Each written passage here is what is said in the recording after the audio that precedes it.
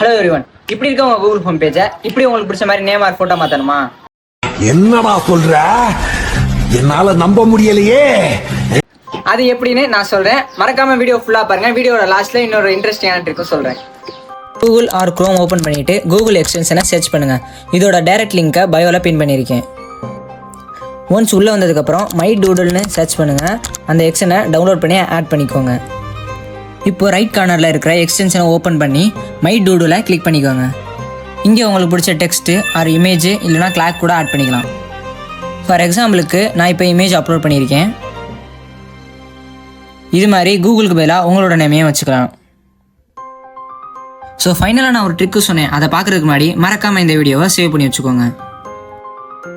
கூகுளில் போய் 69 டைப் பண்ணுங்க. என்னது? சாரி 67 டைப் பண்ணுங்க. உங்கள் ஃபோனோட ஸ்க்ரீனு இந்த மாதிரி ஷேக் ஆகும்.